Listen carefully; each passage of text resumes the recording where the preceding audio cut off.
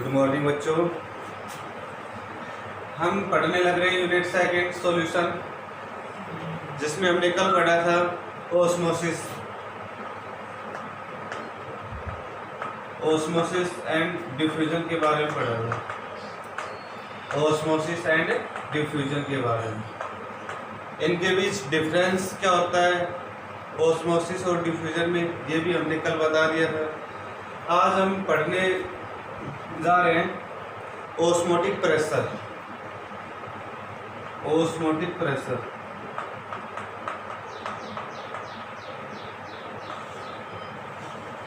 क्या पढ़ेंगे?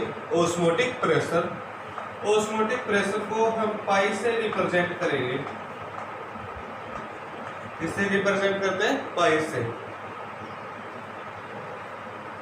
तो देखो ये क्या होगा, मिनिमम एक्सिस प्रेशर अप्लाई किया जाता है किसके ऊपर? सॉल्यूशन के ऊपर अप्लाई किया जाता है to prevent the particles of solvent. Solvent जो पार्टिकल्स हैं उनको एंट्री करने से रोका जाता है किसमें? सॉल्यूशन में। वो ओस्मोटिक प्रेशर कहलाएगा। तो देखो यहाँ एक डायग्राम से समझेंगे हम।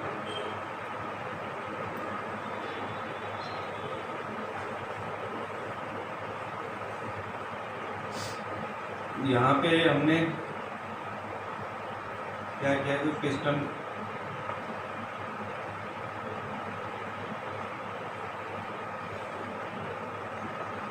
ये ले लिया हमने piston.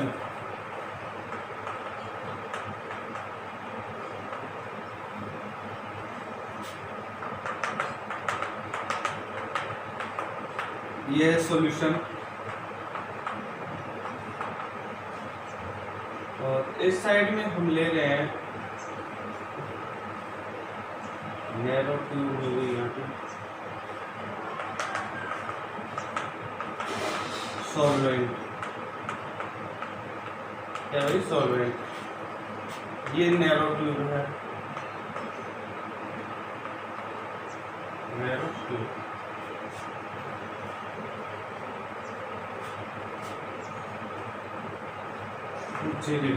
Osmotic pressure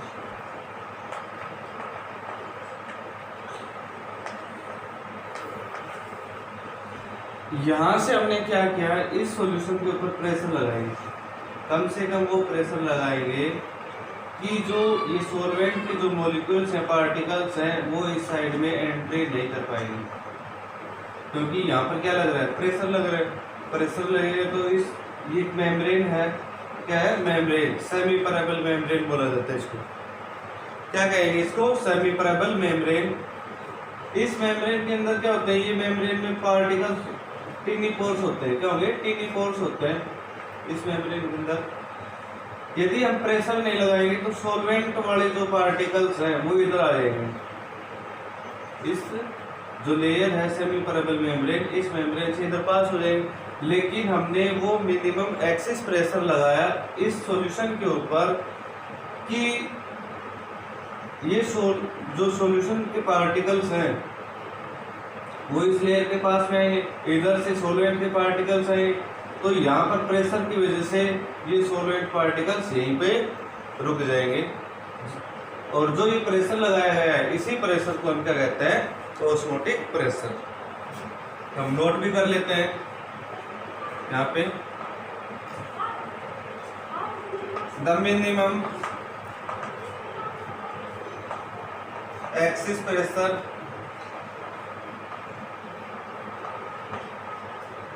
applied on the solution to prevent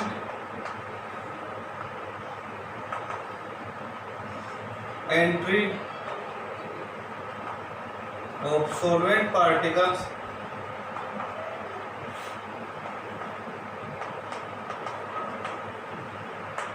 into solution. This pressure is called This pressure is called osmotic pressure. Osmotic pressure. क्या बता दिया हमने कि सॉल्यूशन के ऊपर हम वो कम से कम प्रेशर लगाएंगे जिसके कारण सॉल्वेंट के पार्टिकल्स इस सॉल्यूशन में नहीं आ पाएंगे। इसी प्रेशर को हम ऑस्मोटिक प्रेशर कहते हैं। इस प्रेशर को आप पाई से रिप्रेजेंट करोगे। किससे रिप्रेजेंट करोगे? पाई से रिप्रेजेंट करोगे। अब हमें जो ऑस्मोटिक प्रेशर है इसको कैसे एक्सप्रेस करेंगे, इसका मोलिकुलर मास ऑफ सॉल्यूट हम ऑस्मोटिक प्रेशर से कैसे निकालेंगे वो आगे हम करते हैं। नोट करो इसको।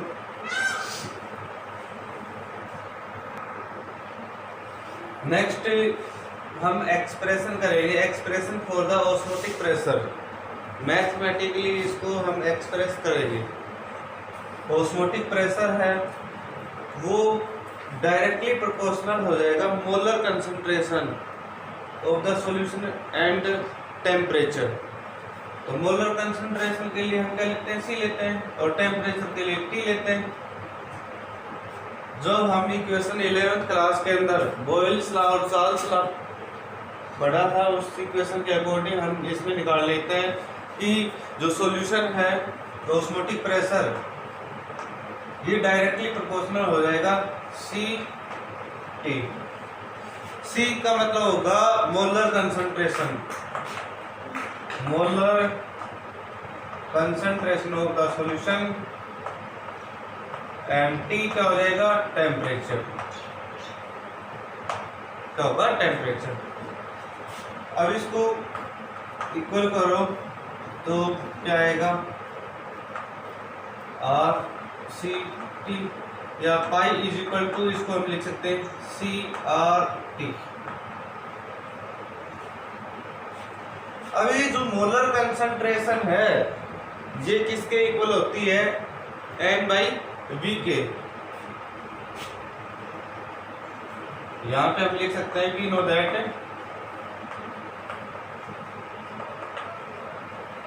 C is equal to N/V number of moles और ये वॉल्यूम हो जाएगा। तो इसको आप करोगे pi is equal to N/V R/T।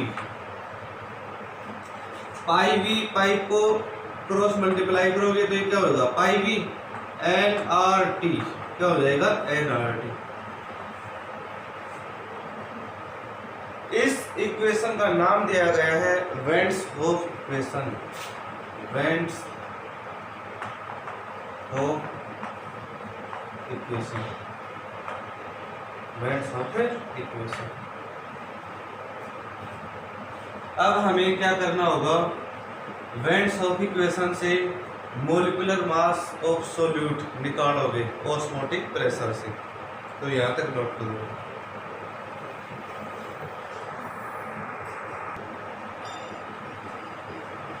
Next जो टॉपिक है determination of molecular mass from osmotic pressure measurement. हम मोलिकुलर मास निकालेंगे ऑस्मोटिक प्रेशर के द्वारा। तो according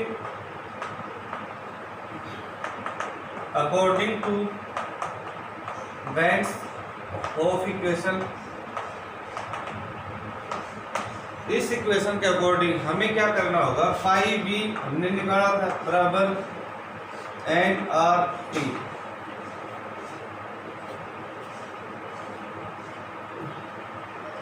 N is equal to number of moles है। इसको कैसे निकालते हैं? Given mass upon molecular mass. तो ये आ जाएगा pi V is equal to WV upon MV और T। MV क्या होता है? Molecular mass of solute. ये हम निकालेंगे यहाँ पर molecular mass of solute MV by osmotic pressure. तो क्रॉस मल्टीप्लाई करोगे आप तो ये आ जाएगा WV R/T upon pi V।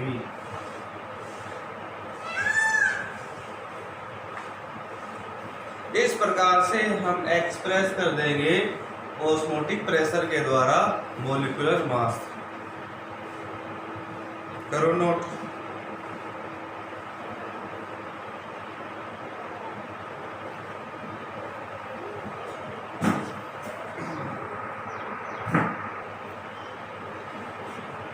Next topic हमारा है एलिवेशन इन बॉइलिंग पॉइंट। क्या करेंगे? Elevation in boiling point. तो जो आप बॉइलिंग पॉइंट पढ़ते हो, जिस टेम्परेचर पे कोई लिक्विड जो होता है वो क्या होगा? बॉयल करे, वो उसका बॉइलिंग पॉइंट होता है। तो हम इसको सबसे पहले एक ग्राफ से देखते हैं। ये ग्राफ हमने बनाया, यहाँ पे हमने टेम्परेचर ले लिया।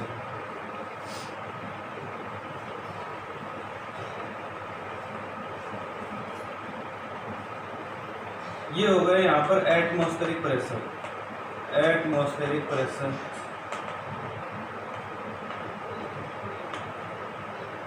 क्या हो गया? Atmospheric pressure. ठीक है, यहाँ पर क्या होगा? टेम्परेचर। तो टेम्परेचर टेम्परेचर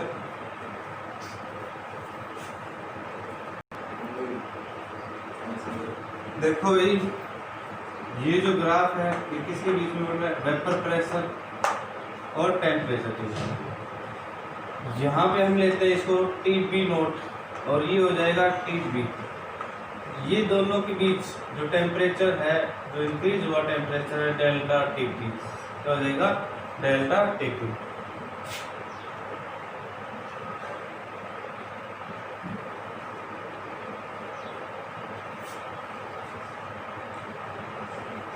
ये सॉल्वेंट के लिए रिलेशन और ये सॉल्यूशन के लिए लेना।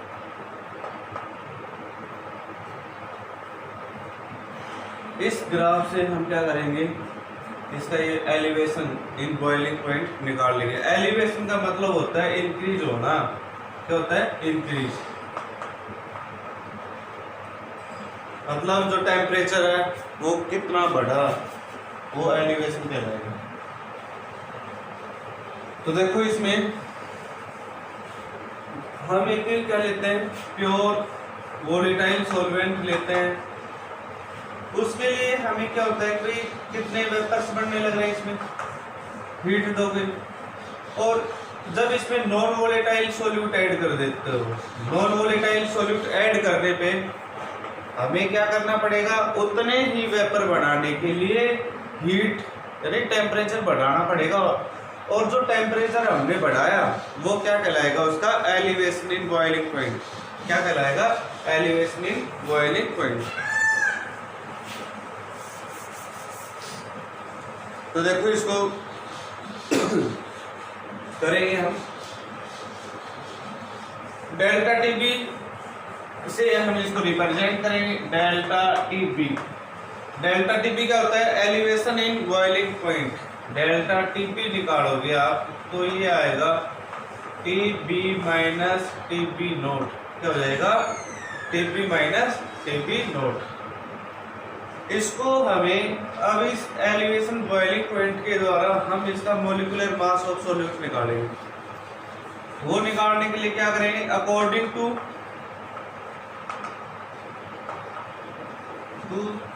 रोड्स लॉ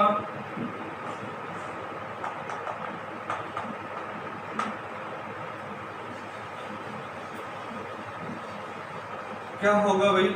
जो डेल्टा टीबी है ये डायरेक्टली प्रोपोर्शनल हो जाएगा XB। XB क्या होगा? Mole fraction of solute. और delta TB elevation in boiling point. तो डेल्टा टीबी बराबर KXB हो जाएगा। क्या होगा? डेल्टा टीबी बराबर KXB। ठीक है।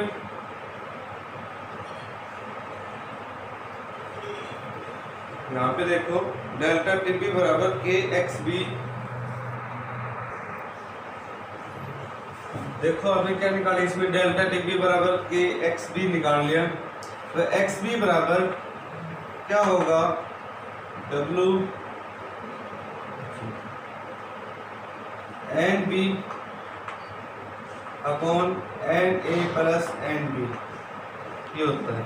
क्या हो जाएगा N B upon N A plus N B, number of moles of solute upon number of moles of solvent plus number of moles of solute.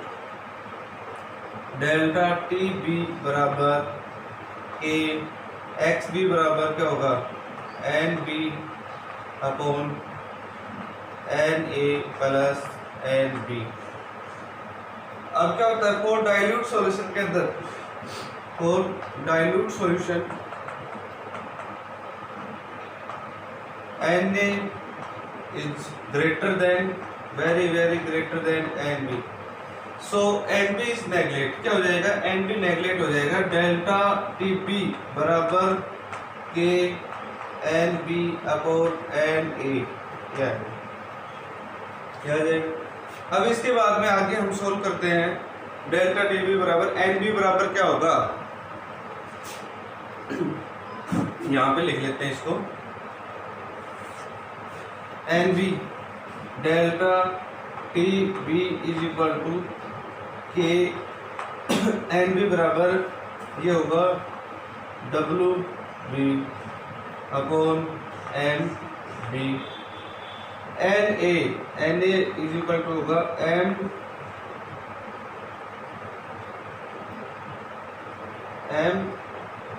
A into W, ये हो जाएगा ठीक है। अब हमें क्या करना है, delta T B is equal to K N A ये आ गया यहाँ पे, तो ये नीचे आएगा, ये ऊपर आ जाएगा डब्ल्यू ए और ये आ जाएगा एम ए। इसको एम ए को इधर लेके आओ के एम ए इंटू में ये हो जाएगा W B upon M B into W A K dot M A, ये बनेगा इसका के बी, क्या बन जाएगा K B. Delta T B is equal to K B, और ये जो दिया हुआ है ये W B upon M B into W A, ये मोलिलिटी यूनिटी लेते हैं, जो 1 के इक्वल होगा तो ये हो जाएगा 1, तो delta T B is equal to 1 आएगा, के बी आएगा। डेल्टा टी बी बराबर के बी, यहाँ तक हमें नोट करना है। डेल्टा टी बी हमने निकाला is equal to K B. अब आगे हमें इसका मोलिकुलर मास ऑफ सॉल्यूट निकालना है एलिवेशन बॉइलिंग पॉइंट के द्वारा, तो पहले यहाँ तक नोट करो।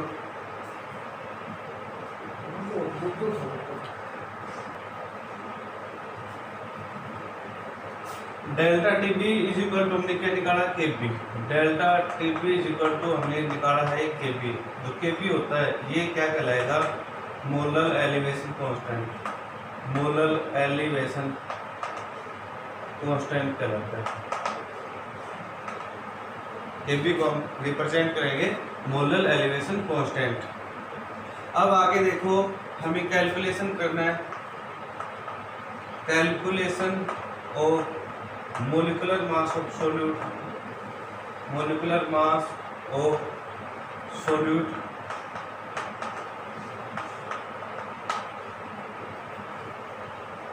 ये नोट करना है हमें।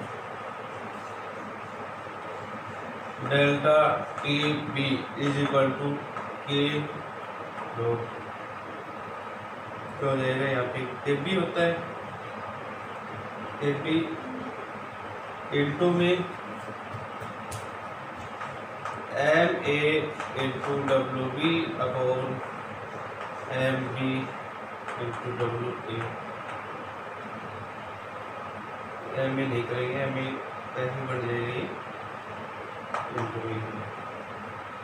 एम बी निकालना है तो क्या आएगा, इसका क्रॉस मल्टीप्लाई कर देंगे के बी इंटू डब्ल्यू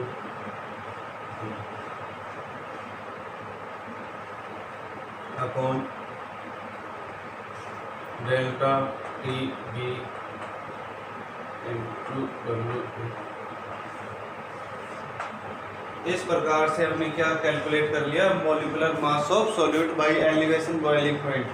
तो यहाँ तक हमें ये नोट करना है इसको कि किस प्रकार से हम मॉलिक्यूलर मास निकालेंगे एलिवेशन बॉइलिंग पॉइंट के द्वारा। ठीक है।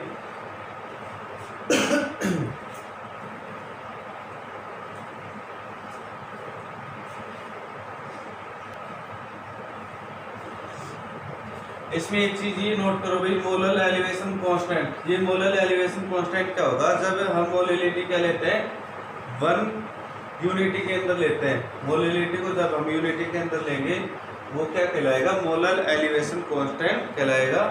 इनको अच्छे से नोट कर लेना। Okay bye, thanks.